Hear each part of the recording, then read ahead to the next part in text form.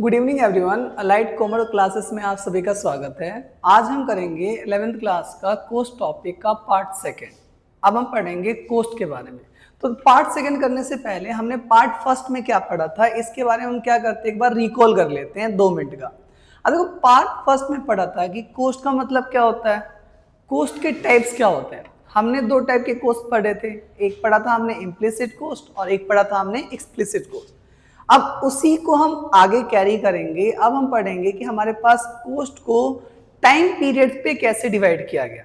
अब हमारे पास जो टाइम पीरियड होता है, 2 टाइम पीरियड होता है, एक होता है हमारे पास शॉर्ट रन होता है और एक क्या होता है, लॉन्ग रन होता है। तो सबसे पहले हम पढ़ेंगे शॉर्ट रन में हमारे पास जो कोस्ट होगा, कोस्ट को किस वे में क्या किया गया है, डिवाइड किया गया है। तो जैसे कि यहाँ पे आपको दिखाई दे रहा है, शॉर्ट रन में हमने कोस्ट को कितने पार्ट्स में डिवाइड किया है, 2 पार्ट्स में। एक होता है हमारे पास फिक्स कोस्ट और एक क्या होता है हमारे पास, वेरिएबल कोस्ट होता है। तो सबसे पहले हम पढ़ेंगे फिक्स कोस्ट का मतलब क्या होता है। तो देखो, फिक्स कोस्ट का मतलब क्या होता है। फिक्स कोस्ट अगर सिंपल डेफिनेशन में बोलना चाहें तो एक ऐसी कोस्ट होती है जो आउटपुट के चेंज होने से कोस्ट पे कोई भी इंपैक्ट नहीं आता है। एक एग्जाम्पल के थ्रू समझना कि मान लो ये इंस्टीट्यूट है, इस इंस्टीट्यूट में हम जो रेंट पे करते हैं उसकी कोस्टिंग क्या है, फिक्स कोस्ट है। अब चाहे बच्चा हमारे पास 10 बच्चा है, चाहे 100 बच्चा है, चाहे 150 है, चाहे 0 है, हमारी जो कोस्टिंग होगी वो क्या होगी, फिक्स होगी।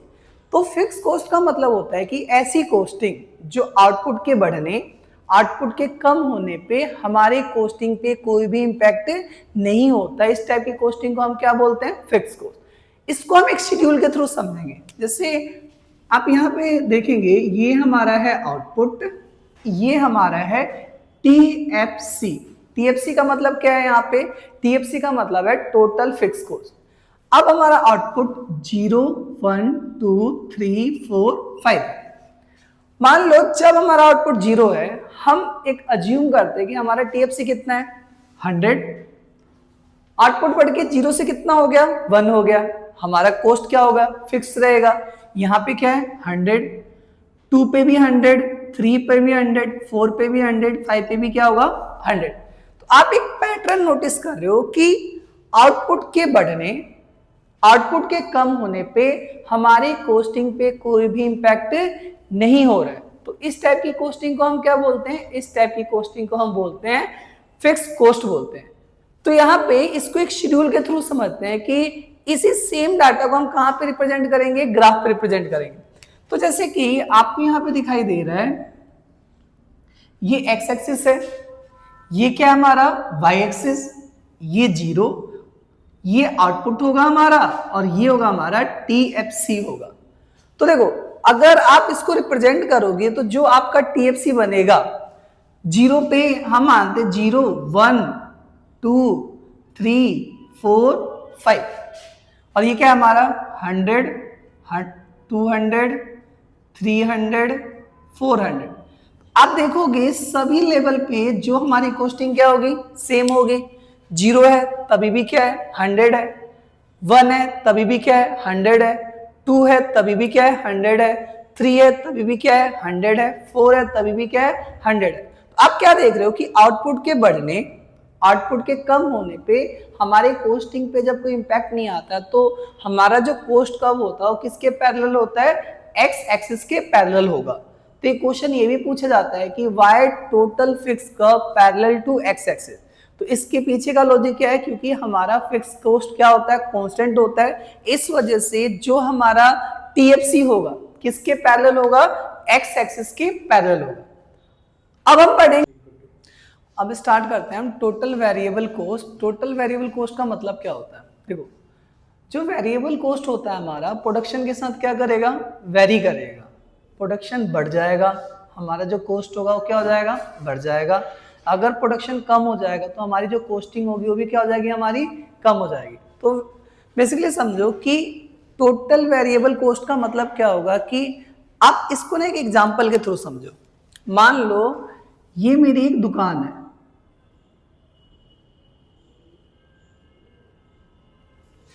और मेरे चिप्स बनाने की कोई कंपनी और मैं चिप्स का क्या कर रहा हूँ, प्रोडक्शन कर रहा हूँ। तो आप क्या देखोगे कि अगर मैं चिप्स का प्रोडक्शन क्या कर देता हूँ, बढ़ा देता हूँ, तो रॉ मटेरियल की डिमांड क्या हो जाएगी, बढ़ जाएगी। तो मेरे लिए जो रॉ मटेरियल है वो कौन सा कॉस्ट है, वेरिएबल कॉस्ट है। तो अगर मैं प्रोडक्शन बढ़ाता हूँ तो मेरा वेरिएबल कॉस्ट क्या हो जाएगा, बढ़ जाएगा। अगर मैं प्रोडक्शन को क्या करता हूँ, कम करता हूँ, तो मेरा वेरिएबल कॉस्ट क्या हो जाएगा, कम हो जाएगा। और इवन मैं अगर कुछ प्रोडक्शन ही नहीं करता हूँ तो मेरा वेरिएबल कॉस्ट क्या आएगा, 0 आएगा। इसको हम एक शेड्यूल के थ्रू समझेंगे कि हमारा जो वेरिएबल कॉस्ट है कैसे बनता है। तो ये मान लो हमारा ये आउटपुट है, ये हमारा टोटल वेरिएबल कॉस्ट जिसको हम रिप्रेजेंट करेंगे TVC से।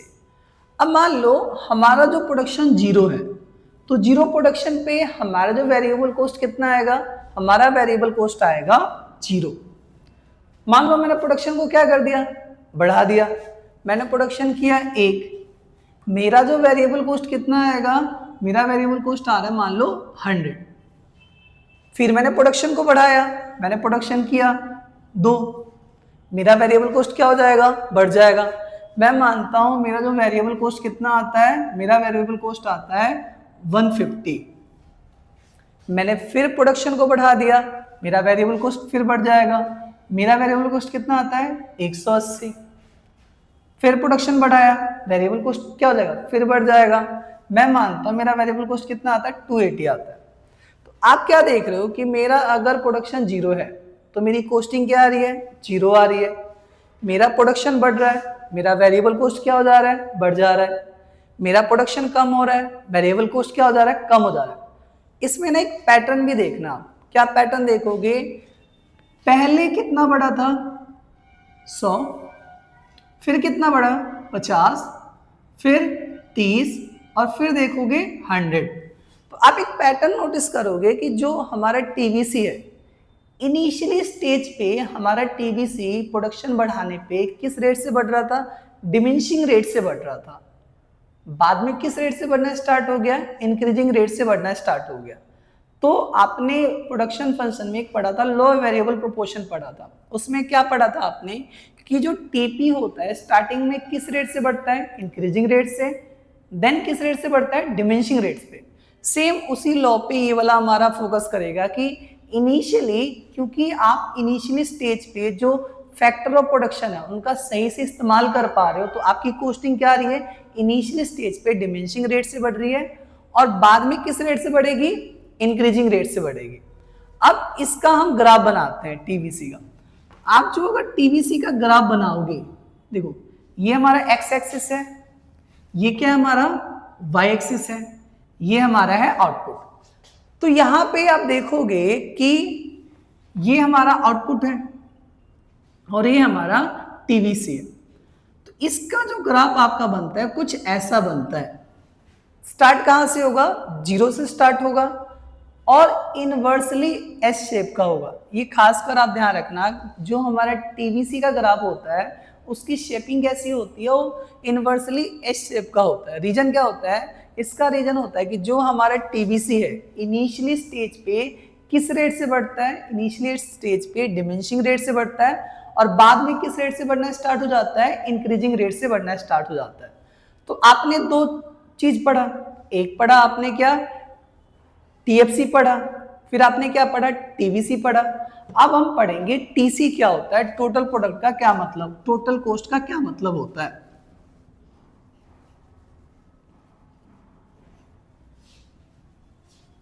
देखो अब यहां पे TC क्या होगा, TC होगा हमारा summation of TFC plus TVC।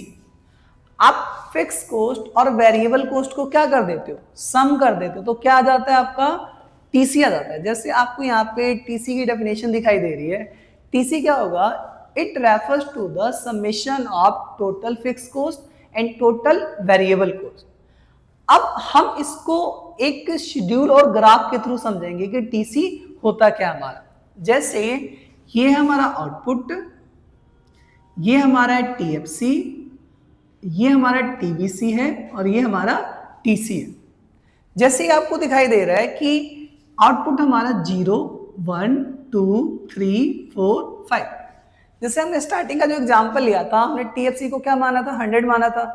तो सभी लेवल पे हमारा TFC क्या होगा, फिक्स होगा। सभी पे क्या होगा हमारा 100, 100, 100, ये 100 हो। अभी हमने टीवीसी क्या माना, देखो जब हमारा आउटपुट 0 है तो टीवीसी क्या होगा 0। फिर मान लो 100 है, 150 है, 180 है, फिर क्या हो जाएगा हमारा, हम मानते हैं 280 है और 480 है। ये हमारा टीवीसी है। आउटपुट के बढ़ने से टीवीसी क्या हो रहा है, बढ़ रहा है। आउटपुट के कम होने से टीवीसी क्या हो रहा है, हमारा कम हो रहा है। टीसी क्या होगा, टीसी इन दोनों का समेशन होगा, टीएफसी प्लस टीवीसी का। 100 को 0 से ऐड करो क्या आएगा, 100, 200, 250, 280, 380 और 580। तो टीसी सिंपल शब्दों में जिसे आप समझना चाहो तो क्या हो सकता है कि टीसी जो होता है टीएफसी प्लस टीवीसी का क्या होता है, समेशन होता है। अब देखो टीसी कब बनता है कैसे, तो यहां पे आप देखोगे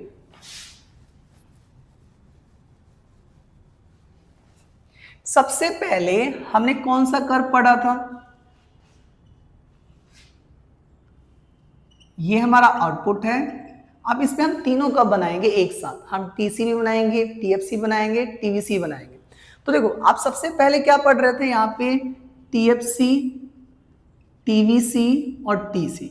टीएफसी क्या था हमारा, एक्स एक्सिस के पैरेलल था, ये हमारा टीएफसी है। टीवीसी क्या होगा, इनवर्सली एस शेप का होगा, ये टीवीसी है।